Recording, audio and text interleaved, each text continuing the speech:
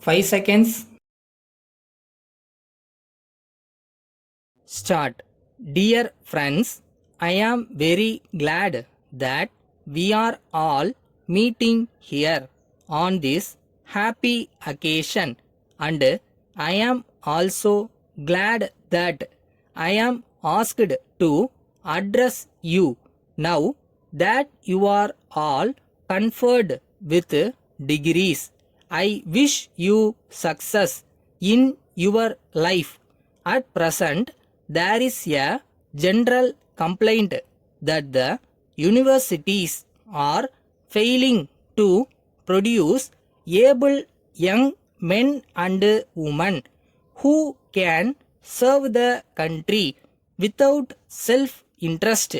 I have been a teacher for over 40 years of my life, being acquainted fully with the functioning of universities. I would like to explain clearly the real factors that are responsible. University is essentially a corporation of teachers and students. The relations between the two have been of a scared character.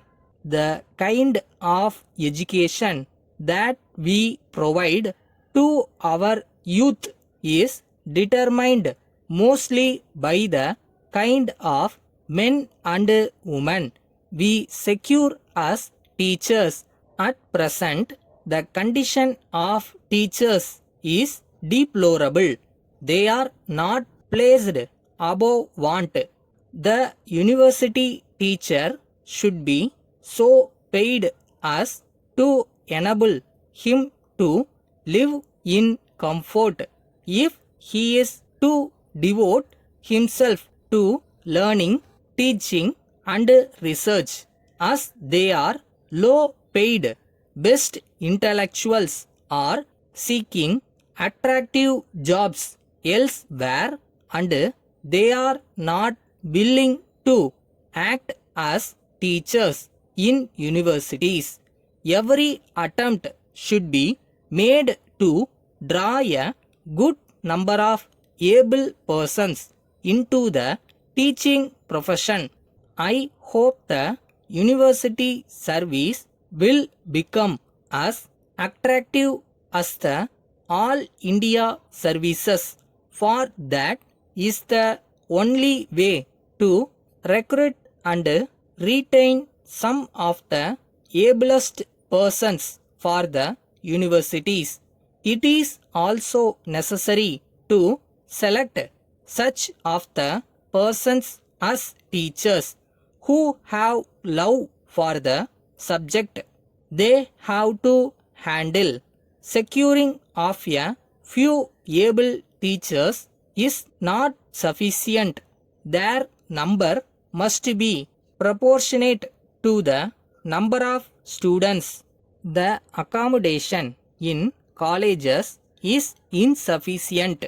A classroom which can normally accommodate 30 students has now to accommodate 5 times the normal number of students. It is no doubt true that such overcrowding is not conducive to the students to get adequate tuition or moral guidance. Some of the educational institutions have become commercialized and adopt the shift system as in factories.